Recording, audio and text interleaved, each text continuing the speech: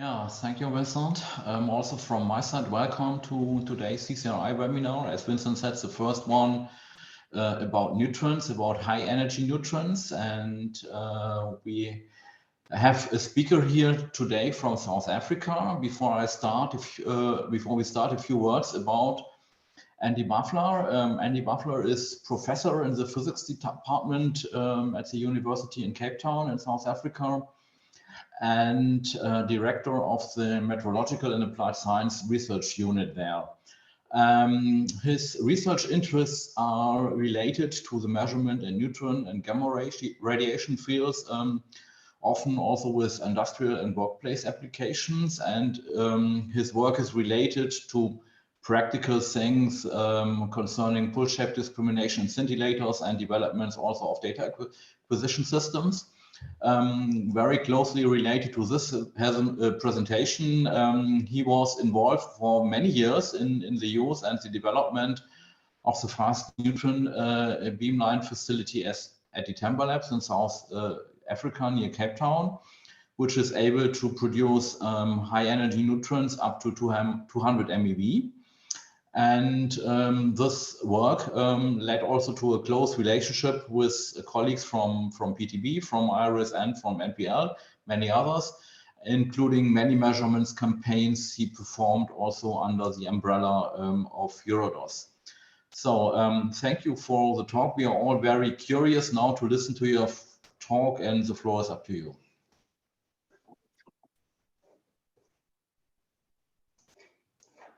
Thank you, Andreas. Very kind introduction. So hello, everybody. I'm Andy, and I have your attention for the next 45 minutes or so. So I'm speaking to you from the bottom of Africa, in South Africa, where we have our university and our research units that we known as Measure. And much of our research interest covers the applications of neutron and gamma ray radiation, often with, as Andreas kindly said, with some application in mind. We also do have a lab with cold temperature and electronics that we have in our research center. So that's the background. I start with a kind of a bit of an apology to those in the room who could probably do pieces of this talk way better than I will do. And I certainly acknowledge that what I'm able to say to you is a consequence of the people who have worked with me and around me over a number of years. And I thank them all. In particular, two people, one of whom is in the room and one who isn't. Frank Brooks, who was my PhD supervisor many years ago, who certainly taught me everything that I think I know about neutrons, which is still much less than he did, and Ralph Nolte, who is in the room, who certainly taught me everything I know about neutron metrology. So certainly Ralph could be doing this talk as well, and I certainly acknowledge very much his influence on my life in this field. Good. So just to prevent you from getting bored over the next 45 minutes, you can, because this is a metrology talk, I'd like you to think about, is the act of counting a measurement? So on the screen, there are six balls, and you go 1, 2, 3, 4, 5, 6. There are a number of people in this room, and Zoom is telling us that there are 90 participants. So the summing up of those items, consider to yourself whether or not that is a valid measurement or not. And I've asked many people this question, and those of you from my part of the world who know me very well will probably rolling their eyes a lot because I'm starting this way. This is meant to be a talk on measurements, and I'll make some general high-level comments first before we narrow down a little bit. So the purpose of measurements is always to improve knowledge about some observable. And we believe that observable exists, and we apply ourselves in some technological way in order to get an observation through an apparatus. The act of measurement is always about knowledge improvements. In the title of this talk is reference standard. Every measurement, no matter what you are undertaking, involves a comparison with a reference standard. That is what we adhere to as measurement scientists. So then the two obvious questions arise, which is relevant to this talk and probably every talk in this webinar series, is how well do we know the reference standard or standards, and how well can we use them? And the combination of those two actions and knowledge leads fundamentally to the uncertainty as a fundamental idea. How well do we know the reference standards? How well can we use them? And this has been on the minds of people for as long as observation existed. Fortunately, Asterix solved the problem and used the foot size of Heracles as the unit of length in those days. And of course, we all know the history of measurements is complex and has many aspects to it. Fortunately, this is largely a solved problem. And those of you in the room who care very deeply about the SI will appreciate that everything that is discussed today, in fact, everything that is discussed under any umbrella of measurements has traceability to the 7 SI, fundamental units. That is the world in which we live now, fortunately. So the question, I guess, is not really is counting a measurement, but are all measurements a form of counting? We will have a little bit of an adventure now down the road of fast neutron metrology, in fact, high energy neutron metrology. And there are a number of very important pieces of work that you should know about, notwithstanding this one, by in fact, all three of these authors are in the room. And if you want to start knowing a little bit about this field, you should start in this series of publications, special edition, which is just over a decade old now, which remains very relevant to this idea. The other important place to go and find out about things is in Eurodos. In fact, it's quite curious that Eurodos Working Group 11 are having a meeting at this moment in Austria. But Eurodos has an important working group which deals precisely with these aspects of high energy radiation, high energy neutron radiation fields in particular. And there's a task group headed up by ICA at the moment, who task 7, which has a lot of reference to this conversation. High energy reference fields is task group 7 under the Eurodos Working Group 11 activities. So these are important to know about. All right. So this is meant to be a story around neutron metrology. So let's start with reminding ourselves with one or two very fundamental points. That the quantity of interest is often the fluence, which sounds very straightforward. A number of neutrons per cross section in a field, in a beam. What can be simpler than counting free electrons? Surely the act of counting is the most simplest thing that people can do. But neutron metrology, we know, has a number of special challenges. Mainly complicated by two aspects. The first one is the range of interests within this game covers a very, very wide range of energy and a very wide range of intensity. So on the spectrum in front of you there, we've got, just as an example, this is from the Metrologia paper, introductory part of that, where we have a two spectrum. One is just the fission neutrons, fission neutron spectrum, and the other is a typical spectrum of neutrons from cosmic rays at flight altitudes. And you can see there are features in those distributions, and they cover an extraordinarily wide energy range and intensity. So very often directional aspects of fast neutron metrology are important. This is not necessarily a very straightforward thing to achieve, and very often spectral fluence is required, so we need spectrometry. The other part that makes this difficult is the fundamental nature of the neutron, which of course is neutral. And that makes our lives even more complicated because of the way in which neutrons interact with matter through interactions with nuclei, and there are many ways in which that can occur.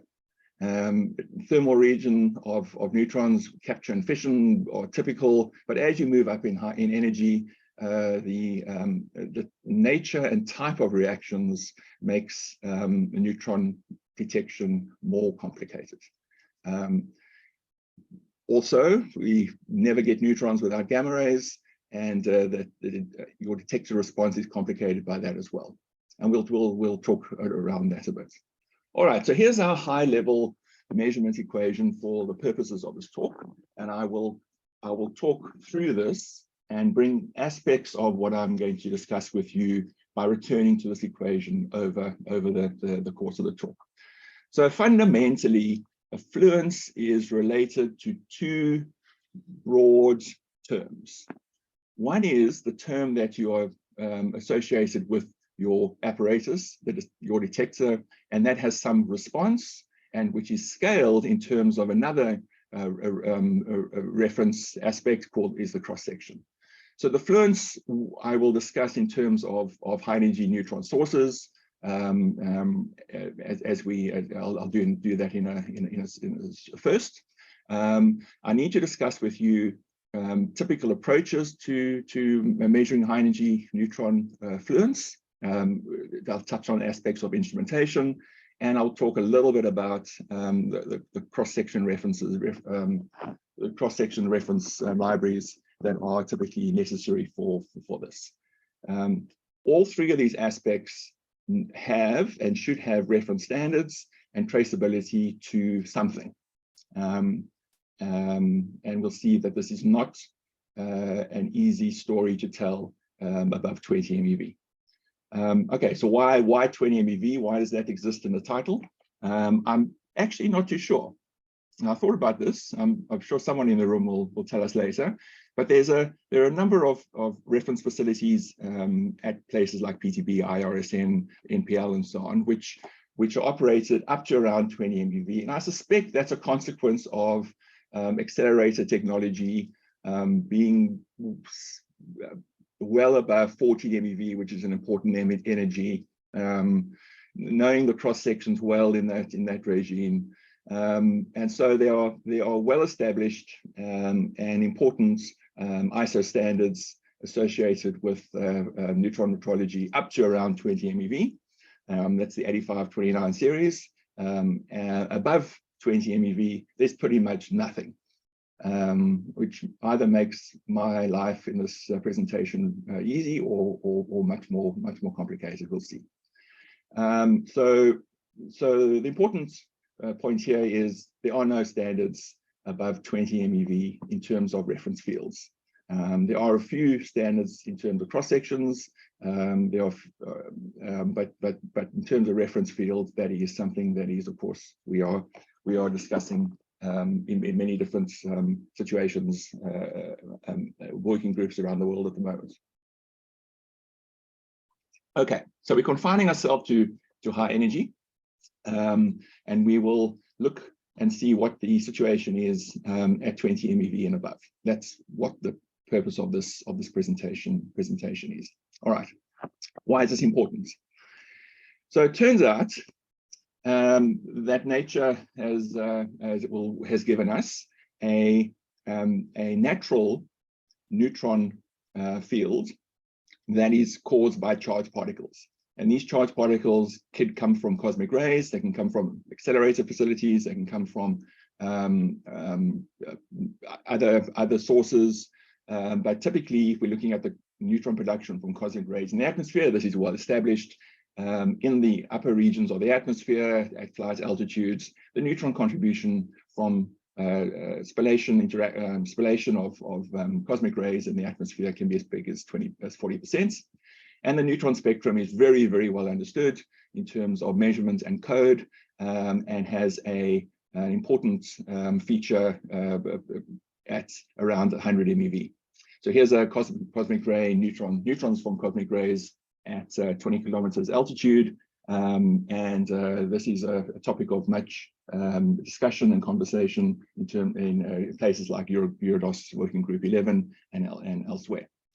But it turns out that cosmic rays into just about anything produces a neutron spectrum that has this sort of double hump pattern to it. Here we have some Monte Carlo results of cosmic rays on the left water, on the right aluminium, the same density, and you can see you get a broad energy distribution that has an important features at 100 MeV and above. Here's another piece of work Monte Carlo is again in a reference sphere in polyethylene and aluminium at different densities. And you can see, although the spectrum does change in terms of intensity, the broad shapes remain the same, and the peak around 100 MeV is evident in all these results. In terms of proton therapy, this is an important problem. Protons into matter, again, accelerator source protons for therapy in the human body could be, or a phantom has a distribution that reaches the proton energy, the proton beam energy. And so here's a distribution measured in a phantom for a proton beam of 200 MeV. Here's another spectrum, slightly different geometry, has a peak around 200 MeV again of a energy of a proton beam in a therapy sensor. So again, the spectrum shape is very, very similar. And finally, just as another example, we have here measurements inside KV GSI for an iron 56 beam. Again, if you look in the bottom right-hand corner, the neutron energy spectrum has this prominence at 100 MeV and above. So that's why this is important. Charged particles of energy 100 MeV and above, of either natural sources or accelerator sources into just about any material, produces a neutron spectrum that has these features, typically punctuated by a peak at around 1 MeV, a thermal region, which is not our interest for this talk, but again, then a important component at 100 MeV and above. And this has applications in a number of spaces, including space exploration, of course. So two useful documents that you should again know about, and they remain relevant. Both are around a decade old, but both are extraordinarily well written and useful references. One is the contribution on this topic in the Metrologia Special Edition of 2011, and there's a number of reports from EurodOS. Most useful would be the report from 2013 in terms of speculating about the future of high energy neutron beams in this game. All right, so back to our measurements equation. Three aspects: sources, instrumentation, and cross-section. So we start with sources, facilities. And I separate this out in terms of this little cartoon.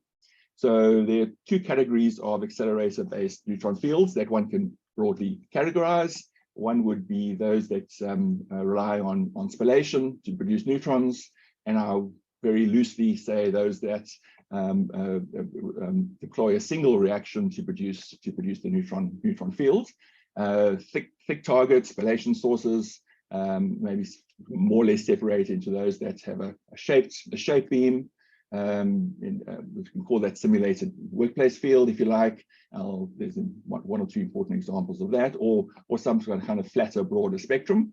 And of course, we also require a monoenergetic or quasi-monoenergetic sources as well. Very often, time of flight is critical as an aspect to those to get the energy spectrum. All right. Now, with some care, I'm going to give you some examples of facilities that are around. When I put this together, I had some concern, I still have concern, that I'm going to forget something important in the next sequence. And so I give a small disclaimer that for the next 10 minutes, if you're feeling that I've left something out and that's important, we can add it to the presentation as an addendum. All right, so the CERN high energy reference field remains extraordinarily important. I think there's a presentation happening at Working Group 11 on this today, quite curiously.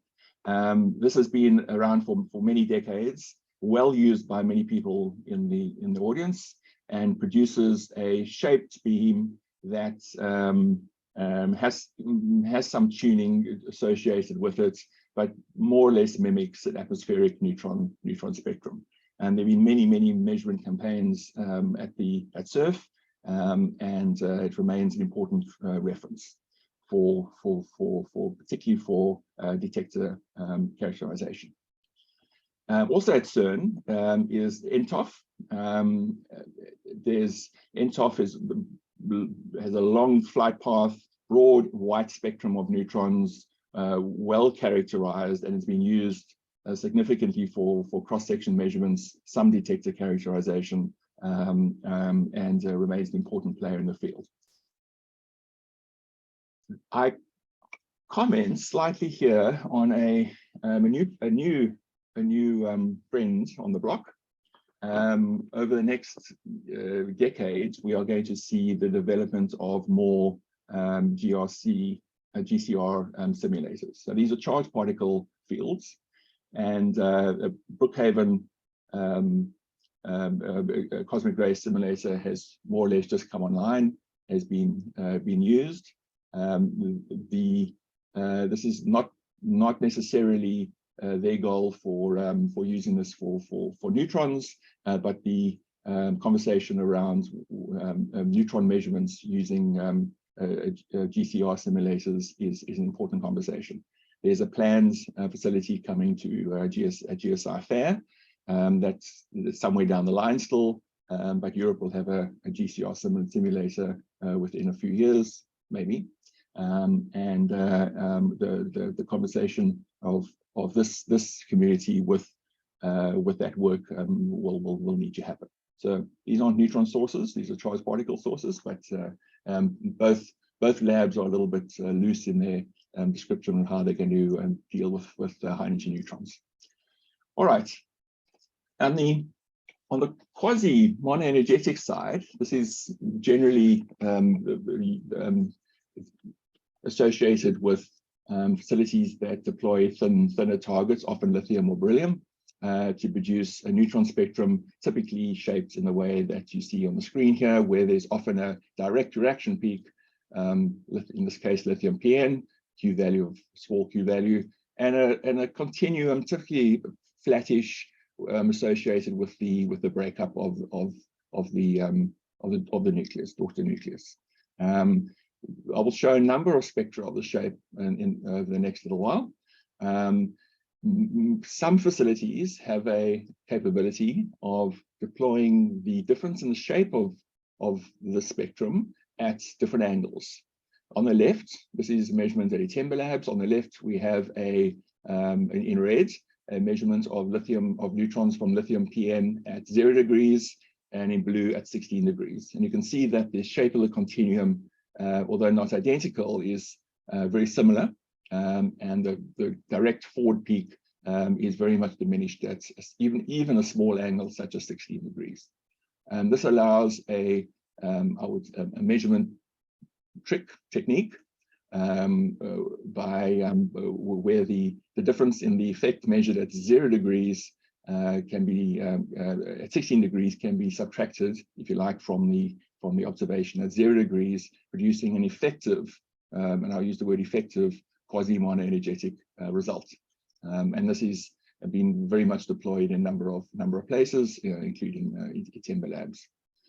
Just as an example, beryllium also works well. So here's an example of a 80 MeV proton beam on a thicker beryllium target, and the top spectrum, the measurement at 0 and 16 degrees, and the bottom spectrum, the effective subtraction of 16 from 0, producing the effective quasi-monoenergetic beam.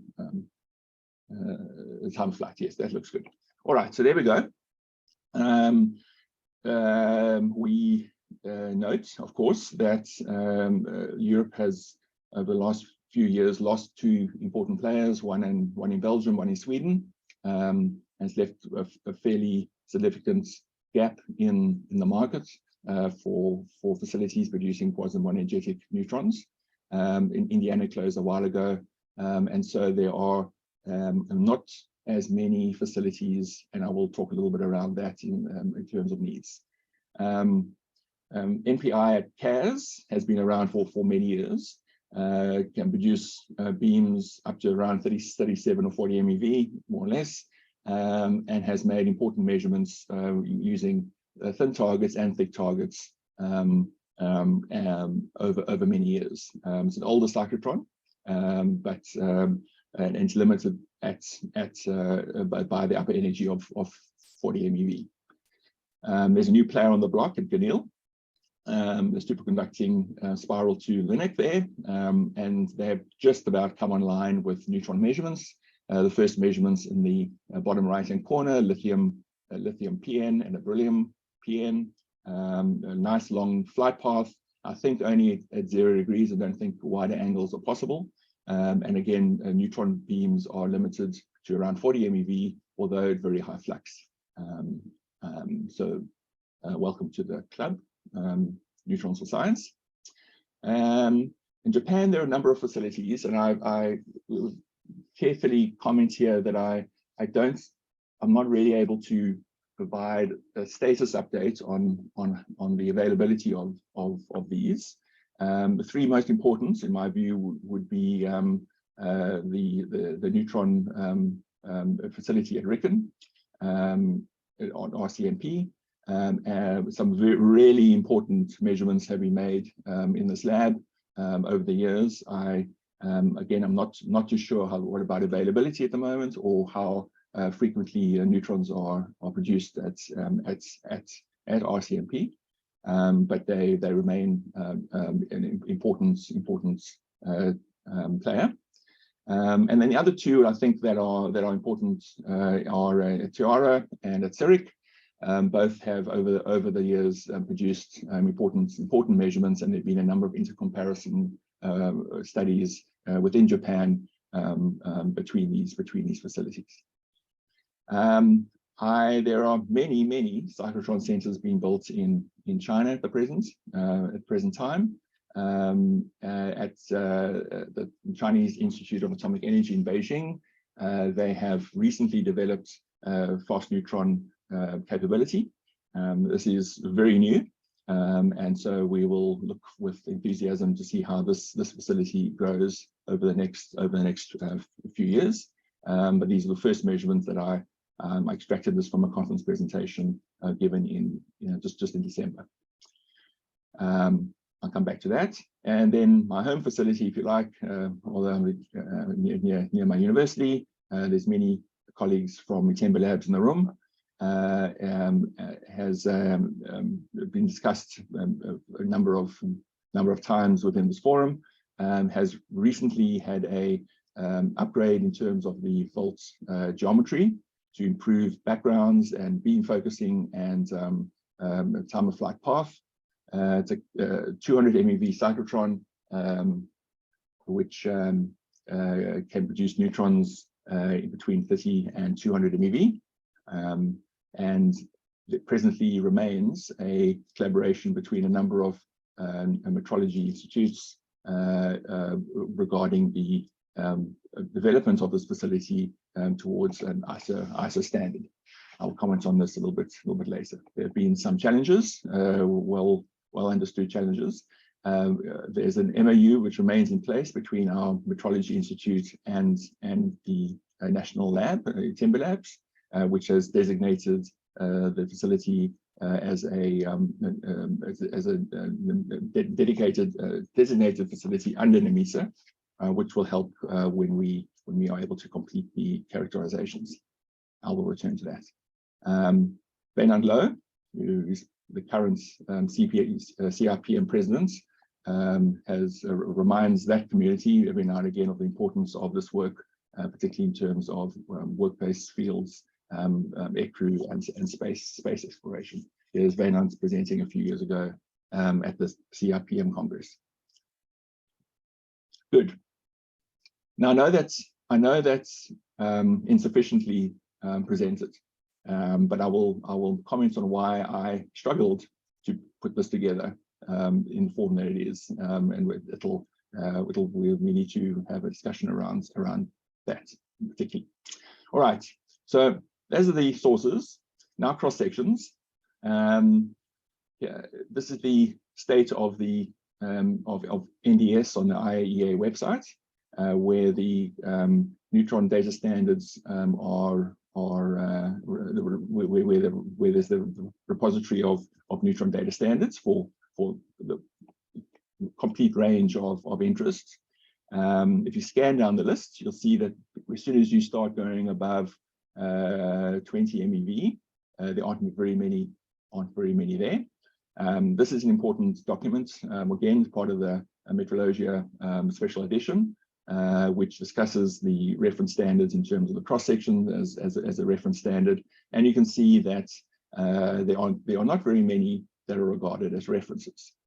The two most important are NP elastic scattering and fission.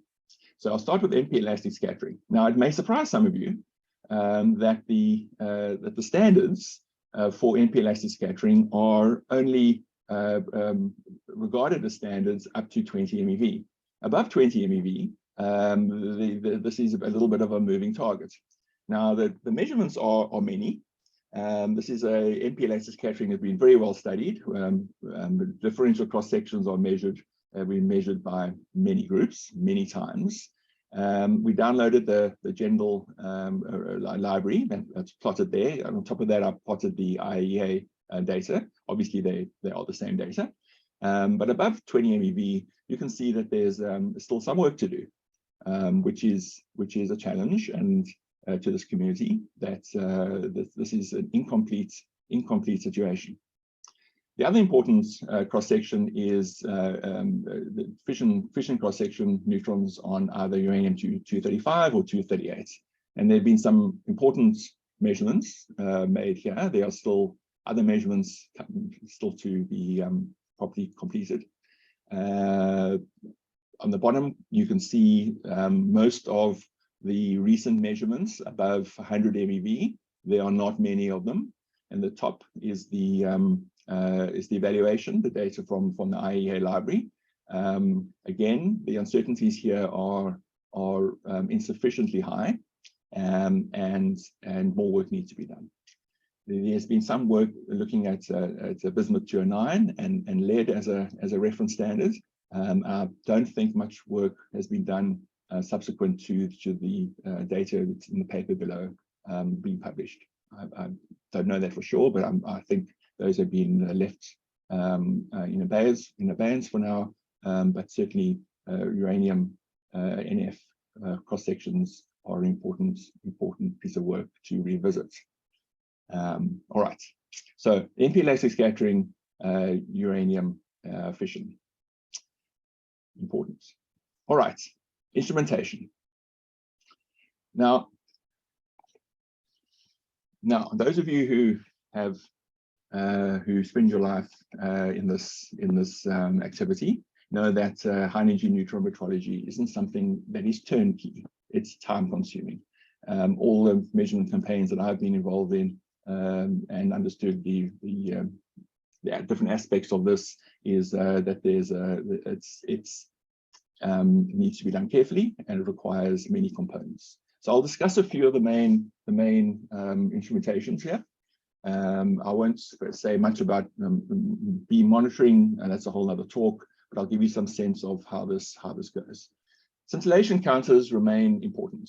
Liquid scintillators, plastic scintillator has been around for decades. There have been some important recent developments in terms of plastic scintillator that exhibits pulse shape discrimination. That's going to change the field a bit, I think. It is changing the field, taking the measurements out of the lab, particularly. I will make some comments about that. But there are liquid scintillators of this sort all over facilities around the world, and they remain important, and they are well understood. Very good for pulse shape discrimination, well stabilized, for good time resolution, and with a bit of hope, efficiency is fairly well understood. Below 20 MeV, this is pretty much a solved problem because of the nature of the knowledge around the cross sections. Here are some pulsar spectra, monoenergetic responses in liquid scintillator, measured for 2, 8, 15, and 19 MeV. measurement and Monte Carlo result from NREST, which is well known in this field, and the agreement between measurements and simulation is good. Not perfect, but good, adequate. Above 20 MeV, the number of reaction channels that open up is enormous. Here's a list. There's not comprehensive, but at 90 MeV, for example, you have a range of reaction channels that open, all with different cross sections. This adds enormous complexity to understanding the response of an organic scintillator. So therefore, detector responses need to be measured. What we have here, as just to illustrate my points, is a measurement with the liquid scintillator. This is at Tembe Labs again. Neutrons produced from 66 MeV protons on lithium. Typical reaction for this. And this is detector response in our liquid scintillator. On the bottom axis, pulse height, energy deposited by the recording charged particles. On the vertical axis, the pulse shape parameter, which can be derived in a number of different ways, either by integrating the anode pulse over a short time or measuring the time to the crossover of the pulse. Doesn't matter, it's a pulse shape parameter. When you plot event density as a function of those two parameters, you get the typical distribution of pulse shape discrimination. This is a particularly nice measurement. And you can see the complexity in there. You can even see different reaction channels associated with the alpha particles, and the tritons there, deuterons, and the E's, the electrons. Those are from gamma ray events in the detector, and we can separate these out. Between the electron and proton ridge, there's a contribution which we always have, which is associated with charged particles, mainly protons escaping from the detector. That's another complexity.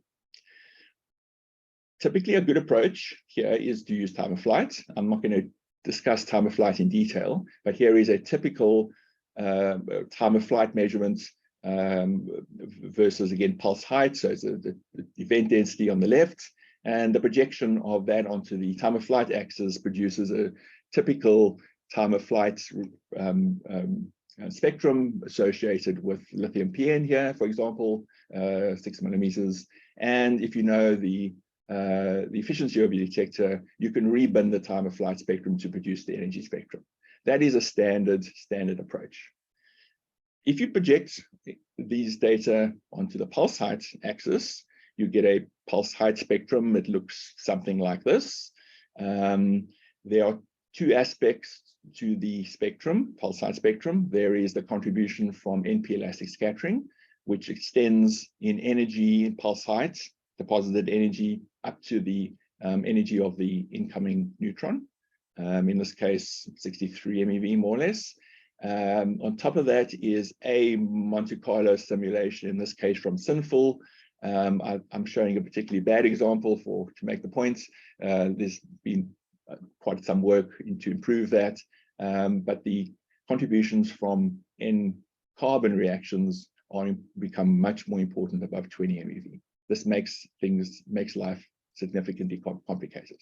You can get the fluence from such a measurement by setting a high bias on your pulse height spectrum. If you know the efficiency of your detector at, in this case, 30 MeVs, you can get a direct indication measurement of the fluence directly from a single pulse height spectrum.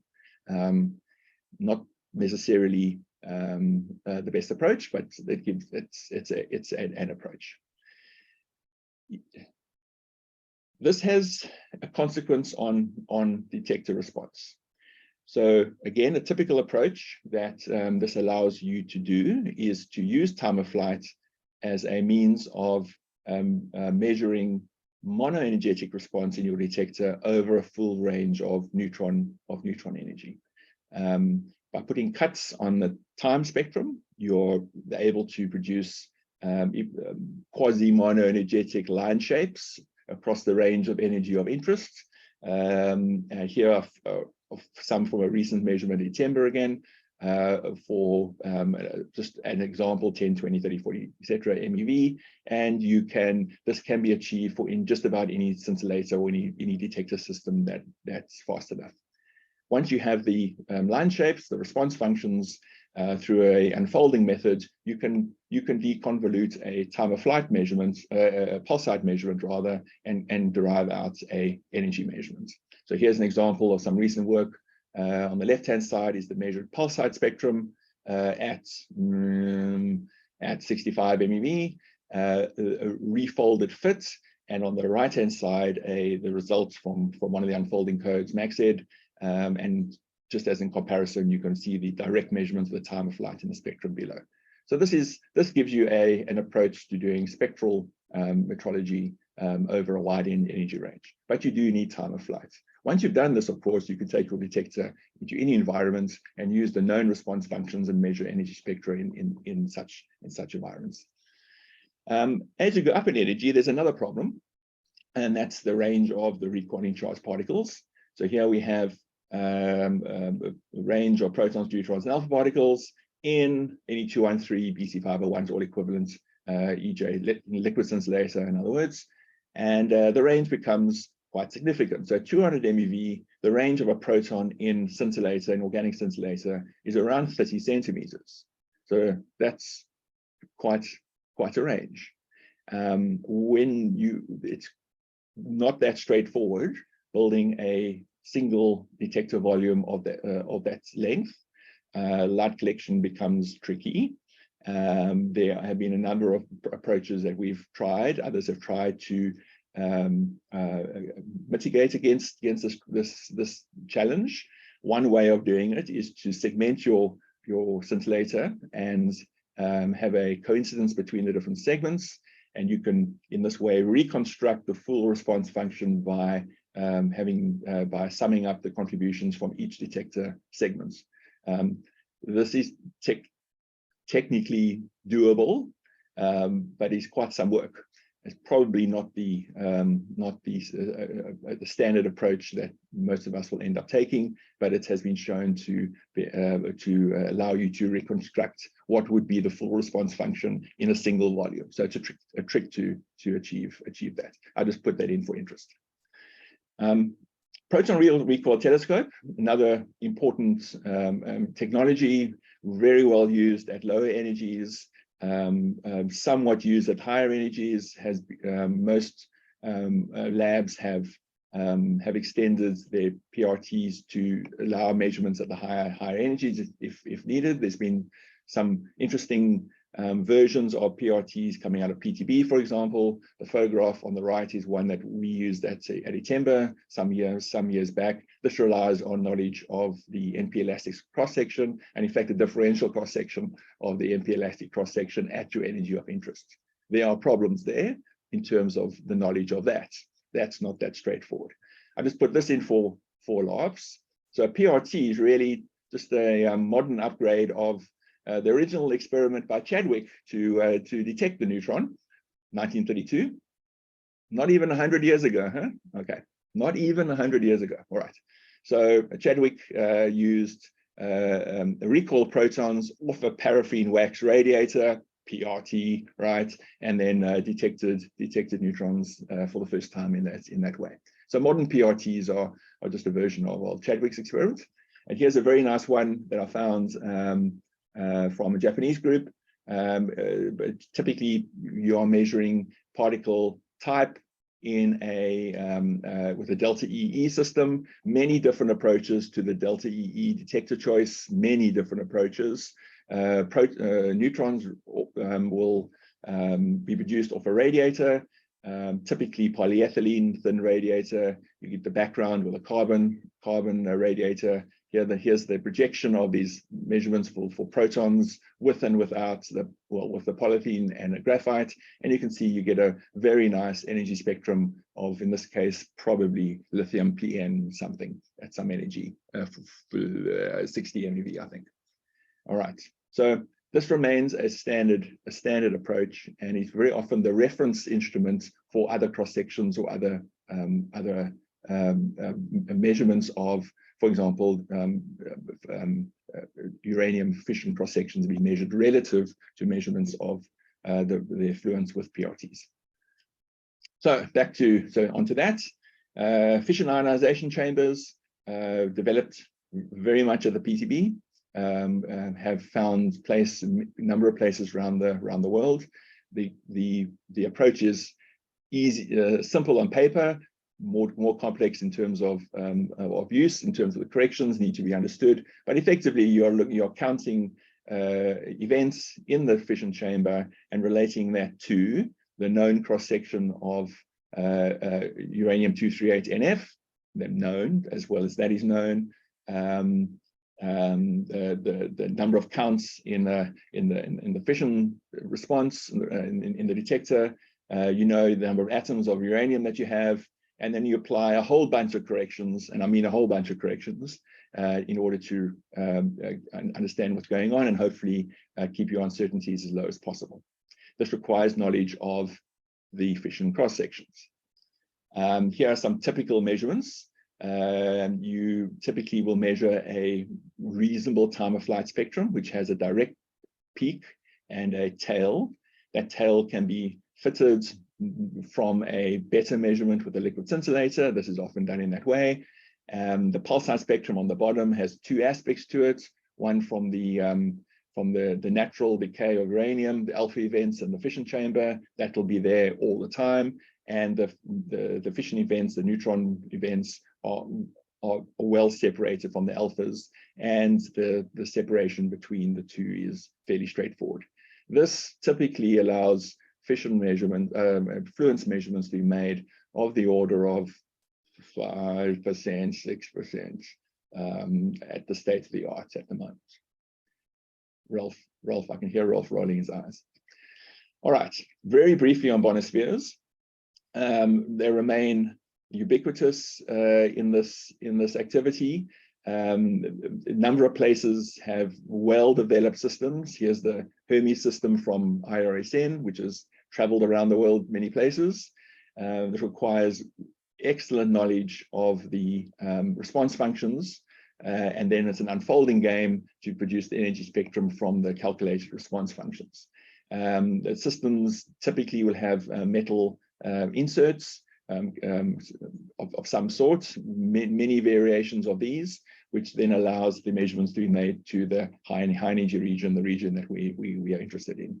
PTB have a number of versions, an EMIS bonosphere system, for example, very well characterized, also been a number of labs around the world for characterization and use in many applications. Time consuming, but a standard. Okay, I mentioned unfolding, and I have one slide just to mark the territory, if you like, that unfolding approaches are necessary, certainly for bonosphere measurements, but also in scintillator measurements where time of flight is not available. Number of codes are available. Many of us use MaxEd. Been very well tested in a number of situations. Eurodos recently ran an unfolding course, as they've done before, on bonosphere unfolding with MaxEd. There are a number of other codes, WinBugs and so on, which are available. All right. I've got about 10 more minutes. I will not go more than that. Let me just discuss a few applications here. So there are three classes of applications where I think this is important. One is effects, other cross sections, and then instrumentation. So effects.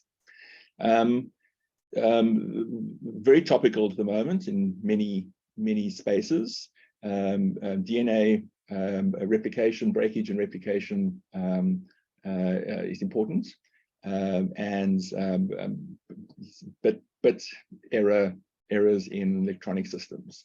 These are extraordinarily popular to be studied at the moment for obvious application in space, in radiation therapy, workplace exposure, and so on. It turns out, which might surprise some of you, that the rates of effects in biological systems and electronic systems is more or less the same for the same dose of neutrons. So the effect rate turns out, nature has got quite a sense of humor, is somewhat very similar in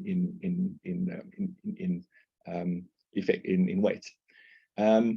Something else that has popped up recently again and driven by space applications, the radiation weighting for fast neutrons, high energy neutrons, is again, it flops around a bit from time to time. RBE for high energy neutrons remains an open problem. There have been some incredibly important measurements that have been made over the years, but the data are sparse and the uncertainties are large. This is not an easy measurement to make.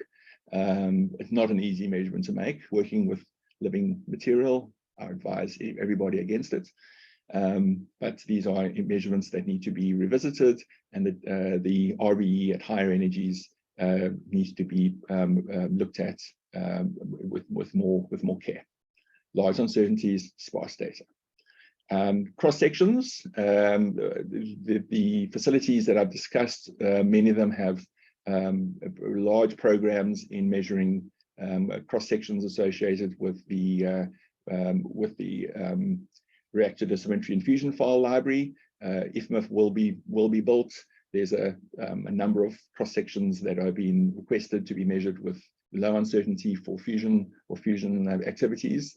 Astrophysical models are back in vogue. Double beta decay experiments remain very topical, and there are a number of cross sections at the higher energies that are important to deal with backgrounds in this field. Apart from measuring NP elastic scattering and N fission rather with more care. Characterization of instrumentation, I'm not going to say a lot about this. Needless to say that everybody has their favorite detector. Everybody's developing something new and interesting with a view to measuring high energy neutron fields on Earth, in the atmosphere, in the ISS, on Earth orbit, on the moon, on Mars, wherever you like to go. There are many groups working on all sorts of clever ways of measuring neutrons in this energy range. They all need to be characterized. All this instrumentation needs to be understood under controlled situations. The rad detector is still being used on Mars, on Curiosity, sorry, and was needed to be calibrated in a well understood neutron beam for those measurements to be understood. So this is, I'm not going to say more than that. This is very clear. This is going to be a case forever. There's some nice ISO documents associated, particularly with cosmic radiation in the aviation field, and covers approaches for measurements and instrument response and calibration and codes and so on. So those are existing, and there's some lovely work being done in the citizen science space. For example, a number of instruments that have been connected to the Cosmic on Air project, where you can fly around the world with a small handheld instrument and measure gamma ray dose while you fly. So here's one of my recent measurements from Amsterdam back to Cape Town. These are gamma rays at my seat as a function of time, okay, flight time, that can be mapped to aircraft position. And I don't think it's a ridiculous dream thinking that we should be developing handheld neutron detectors that can measure energies up to 100 MeV and allow these sort of measurements to be made. I just want to point you to one of the Eurodos reports. If you're interested in knowing what a typical measurement campaign for instrument characterization looks like, you can go to the Eurodos website and pick out a number of reports. This is probably one of the more useful ones, again from Itemba, because it's in my backyard, and describes a number of aspects that are important to know about in this energy region. I'm almost finished. I just place a comment on this slide that to remind all of us that we all in our institutes have stabilized our acquisition systems on NIM, and often with NPAs from FAST and so on. The lifetime of these electronics is not going to be infinite. If you try to buy some of these modules nowadays, it's quite an amusing task. Many modern devices for digital data acquisition are now available, but these remain uncharacterized for metrology, and there's been some work in this direction, but the future has to be digital in some form. All right, So I've got 2 more slides. In summary, and with a massive apology for leaving out your favorite idea, and I realized that in giving this talk, I put myself up to be shot down in many ways. That's fine. So the demand is clear. There's increasing demand for access to characterized neutron fields in the high energy region above 20 MeV from radiation protection, dosimetry, physics, and biology. This is a growing field. More space exploration, space research is going to dominate the science landscape for decades. It's going to be the area that is the most well-funded for decades. Neutrons are important in that area. Proton therapy, other charged particle, heavy ion therapy is a growing field. Neutron secondary radiation from neutrons is important. It is an unsolved problem. Instrumentation, I would say, is well established and will continue to evolve. Everybody has their favorite detector system. This is an aspect which I'm probably least concerned about. The plastic scintillators will become more stable. Measurements with plastic scintillators with pulse jet discrimination are possible outside the laboratory in a stable way. That's not the problem. Cross-section reference standards, not sufficient. There needs to be work, and most insufficient is the state of the facilities. There are challenges here. Those work is being done. There are challenges. So let me end with a few recommendations. Oops, there's neutron. It's clear there is insufficient, in my view, international coordination and cooperation in terms of the database, if you like, or discussion in terms of the current status of facilities. This is something that this community has to respond to in a more aggressive way. What is being developed and what is going to be offered has to be better recorded in a stable way. If there is going to be an international reference standard in terms of beam supply, reference beam supply above 20 MeV, there needs to be ISO guidelines. These are not in existence. Some group urgently needs to draft what such a guidelines would look like in terms of beam focusing, neutron production, collimation, backgrounds. All of that needs to be coordinated and expressed in a way that the community can work towards. These are not existing. Data acquisition system. Work needs to be done in terms of stabilizing the approaches to data acquisition for metrology above 20 MeV. There's work to be done there. Key comparison studies cannot happen without those guidelines being produced. So as a final slide, I place that as a challenge to all of us to agitate for this conversation to happen in a more coordinated way. Nuclear data community is ongoing. That will happen, but primary cross-section standards remain good, but insufficient to meet the level of uncertainty that is going to be required at 100 MeV and above, due to the growing interest in understanding dosimetry better in that energy range. So I will stop there. I've probably taken a little too much time than I should, and I'll say thanks for listening, and I hand back to Andreas or Vincent. Thanks very much.